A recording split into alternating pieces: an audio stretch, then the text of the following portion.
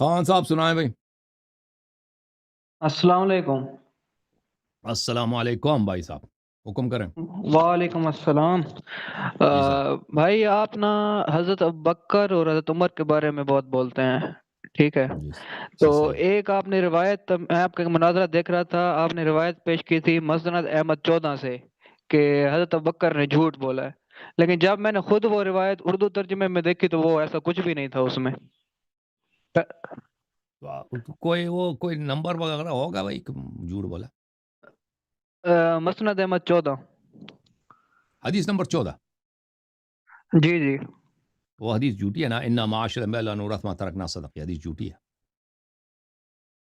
اچھا یہ حدیث آپ کہہ رہے جھوٹی ہے؟ اوکے۔ بالکل. رسول صلی اللہ اور علیہ وسلم، یہ حدیث قرآن کے خلاف ہے. یہ قرآن کے خلاف. قرآن وورث سلیمان و داؤد.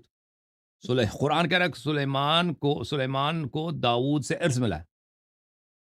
ابو بکر کہہ رہا ہے کہ رسول صلی اللہ علیہ وسلم نے بولا کہ مری میراث نہیں ہوتی تاکہ یہ خود قبضہ کر لینا. اور بھائی ہاں اگر یہ ہاں حدیث ہوتی کہ نبی صلی اللہ علیہ وسلم کی میراث نہیں ہوتی، انبیاء کی میراث نہیں ہوتی، تو سلیمان کو کیوں ملا داؤد سے؟ سلیمان کو داؤد سے کیوں؟ وہ قرآن کی آیت ہے. نبی صلی اللہ علیہ وسلم کو نہیں پتا کہ سلیمان کو داؤد سے ارث ملی ہے. پھر اگر یہ حدیث ہوتی تو نبی صلی اللہ علیہ وسلم نے ابو بکر کو کیوں بولا؟ اپنی بیٹی کو بتا دیتے نا. اور ابو بکر کو تو میراث ملنا ہی نہیں ہے. ہاں. تو یہ جو ہے حدیث، اوکے۔ اور پھر حضرت زہرا سلام اللہ علیہ جب انہوں نے یہ بات ابو بکر سے سنی، ان پہ غضبناک ہو گئی ہے. اور ان کی غضب اللہ کی غضب ہے، رسول صلی اللہ علیہ وسلم کی غضب ہے. بے شک بے اللہ اور رسول سچے بات پہ، شریعت کے حکم پہ غضبناک نہیں ہوتے، جھوٹی بات پہ غضبناک ہوتے ہیں. تو اس بات کے مختلف دلائل ہیں یہ کہ ابو بس۔ بکر نے یہ حدیث گڑی ہوئی ہے. ٹھیک ہے نا. اور ایک اور واقعہ میں بتایا جاتا ہے ہجرت کا، مطلب جب وہ غار ہرا میں گئے اور انہوں نے حضرت ابوبکر نے غار اٹھایا ہوا ثور. تھا غار ابرکن۔ حرا نہیں، غار ثور. جی غار ثور. غار سور، جی جی ہاں. جی جی غار سور، اس میں اٹھایا ہوا تھا اور ایک جگہ سوراخ سارے بھرے اور ایک سوراخ رہ گیا، اس میں کہا جاتا ہے کہ سانپ تھا اور انہوں نے اپنا پاؤں آگے کیا اور سانپ نے کاٹ لیا۔ تو اس واقعے کے بارے میں آپ کا کیا کہنا ہے؟ تو اس سانپ کو ہمارا سلام ہے واقع. اس سانپ کو ہمارا سلام ہے. کہ سانپ، بلکہ سلام نہیں، بغیرت سانپ زیادہ کاٹ لیتا ہے، اس کی مسلمانوں کی جان چھوٹ جاتی ہے. ٹھیک ہے، جو زیادہ کیوں نہیں کاٹ. بہرحال وہاں پہ دیکھیں یہ اس کا کوئی جہاد تو ہے نہیں، کوئی اس کا کوئی دین کے لیے کوئی اور کام تو اسی طرح بنائیں گے نا کہ اس نے ایک غار میں پیر دھکیل دی، فلان کر دیا. تو یہ جو جانور ہوتے ہیں نا، یہ انبیاء علیہ السلام کو اذیت نہیں کرتے. جانور جو ہوتے ہیں نا، ہاں صحیح۔ ہاں، یہ جی وحشی جو جی جانور ہوتے ہیں، عام آدمی کو یہ کر سکتے ہیں، لیکن رسول صلی اللہ علیہ وسلم کو نہیں کرتے. ہمارے احادیث میں ہے کہ رسول اللہ صلی اللہ علیہ وآلہ وسلم جب وہ وولف ہوتا ہے نا، بیر بولتے ہیں اردو، بیریا بولتے ہیں، کیا بولتے ہیں، انہوں نے رسول صلی اللہ علیہ وسلم جی کی جی رسالت کی شہادت دی ہے.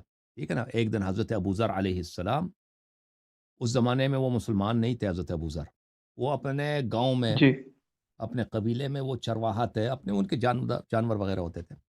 تو وہ اپنے جانوروں کو چرانے گئے تھے. تو وہاں پہ ایک بیریا بولتے ہیں نا وولف کو اردو زبان میں، جی جی بڑھیا۔ بیڑیا بیڑیا بیڑیا اس نے حملہ کیا ان کے بکریوں پر.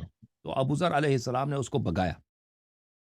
تو دوبارہ اس نے حملہ کیا کچھ لمحوں کے بعد، پھر اس کو بگایا، پھر تیسری دفعہ اس نے حملہ کیا. ابوذر جی علیہ السلام نے کہا کہ یہ کتنا بدبخت بیڑیا ہے، کتنا بے شرم ہے. میں نے 2 دفعہ اس کو بگایا، پھر حملہ کیا. ایک دفعہ اس نے عربی زبان میں کہہ دیا، اس نے کہا مجھ سے بدبخت زیادہ لوگ مکے کے لوگ ہیں. وہاں پہ اللہ تعالیٰ نے ایک نبی کو مبعوث فرمایا جو سب سے بڑا عظیم ترین نبی ہے، اور مکے کے لوگ اس کو جھٹلاتے ہیں.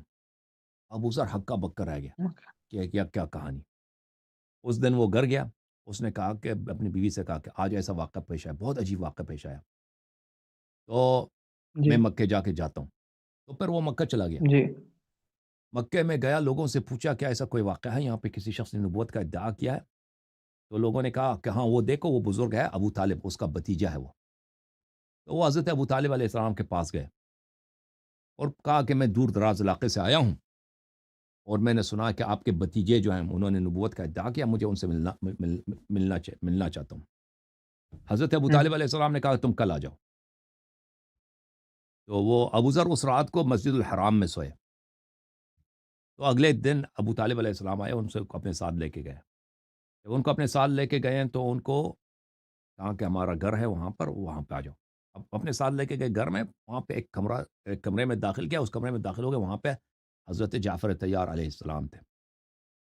انہوں نے ابو ذر سے پوچھا کہ آپ رضی اللہ کون ہیں؟ تعالیٰ عنہ۔ ہاں، آپ کون ہیں، کہاں سے آئے؟ ابو ذر نے اپنی کہانی سنائی کہ میں دور دراز علاقے سے آیا ہوں، میں نے سنا ہے کہ یہاں پہ کوئی نبی تشریف لائے تو میں ان کو دیکھنا چاہتا ہوں. تو انہوں نے کہا جی ٹھیک ہے. چیک کیا تو دوسرے کمرے میں لے گئے. دوسرے کمرے میں وہاں پہ حضرت حمزہ علیہ السلام تھے، جناب حمزہ ابن عبد المطلب، چچا نبی صلی اللہ علیہ وسلم. انہوں نے چیک کیا، دیکھیں کہ بنی رضی اللہ ہاشم کس تعالیٰ۔ طرح پروٹیکٹ کرتے تھے. حضرت ابو طالب علیہ السلام ہر ایک کو آنے نہیں دیتے تھے کہ کوئی بھی آنا جی چاہتا ہے نبی صلی اللہ علیہ وسلم، کیونکہ مکے والوں نے عہد کیا تھا کہ ان کو قتل کرنا ہے. ٹھیک ہے نا. جی جی مکے میں جب تک نبی صلی اللہ علیہ وسلم تھے تو آپ کو صحابہ کو کوئی نہیں ملتا کہ صحابہ نے کسی نبی صلی اللہ علیہ وسلم کی مدد کی ہو، خدمت کی ہو، کھانا لایا ہو، کچھ بھی نہیں ہے. 7 سال تک نبی صلی اللہ علیہ وسلم شیب ابی طالب میں وہاں پہ محاصرے میں تھے، کوئی کھانا نہیں ملتا تھا وہاں. بہرحال حضرت حمزہ علیہ السلام نے جب چیک کیا کہ یہ آدمی صحیح لگ رہا ہے تو پھر دوسرے کمرے میں لے کے گئے. اس تیسرے کمرے، بلکہ تیسرا کمرہ بنتا ہے، وہاں پہ حضرت امام علی علیہ السلام تھے. انہوں نے ابو ذر کو رضی اللہ تعالیٰ عنہ۔ پوچھا کہ آپ کہاں سے آئے ہیں، کیوں آئے ہیں. جب بالکل تسلی ہوئی ہے تو پھر ان کو اگلے کمرے میں لے کے گئے. وہاں پہ رسول اللہ صلی اللہ علیہ وسلم تشریف فرما، ملاقات ہوئی ہے. صلی ماشاء اللہ اللہ. علیہ وسلم۔ جمال نبی صلی اللہ علیہ وسلم ملاقات ہوئی تو کلمہ پڑھا حضرت ابو ذر نے. وہاں پہ تو نبی صلی اللہ علیہ وسلم نے سبحان اپنا تعارف کرایا کہ میں اللہ کی جانب سے نبی و قرآن سنا ہے. ابو ذر فوراً مسلمان ہوئے. تو ہمارے احادیث میں بہت زیادہ ہے کہ ائمہ طاہرین علیہم السلام اور حضرت رسول صلی اللہ علیہ وسلم کو جو جانور تھے وہ اذیت نہیں پہنچاتے تھے، تعظیم کرتے تھے. اور پھر اسی واقعے میں، غار کے واقعے میں ہے نا، کہ وہاں پر جب وہ آئے تھے تو اسپائڈرز نے ویب بنائے تھے. اسپائڈرز نے ویب بنائے تھے جی باقاعدہ، جی تاکہ جی کفار جی کو یہ نہ سوچیں کہ یہاں پہ اندر کوئی آدمی ہے. ٹھیک ہے نا. فاختہ ادھر آیا تھا، فاختہ جی نے جی فوراً گھونسلہ بنایا تھا نبی صلی اللہ علیہ وسلم کی جان بچانے کے لیے، تاکہ لوگ نہ سوچیں کہ جی وہ. جی تو یہ کہانی کہ ابو ذر اس کو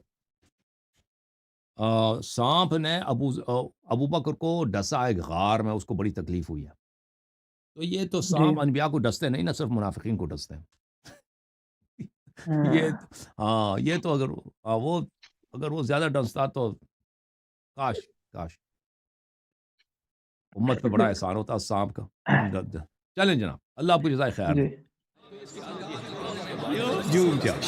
جوم جاؤ، پرواز کرو، کیوں فخر سے سر اٹھا، کیونکہ اللہ تعالیٰ نے تمہیں انتخاب کیا. صراط حق پر صرف تم ہو، صراط ایمان پر صرف کیا، کیونکہ اللہ تعالیٰ نے تمہیں انتخاب کیا. صراط حق پر صرف تم ہو، صراط ایمان پر صرف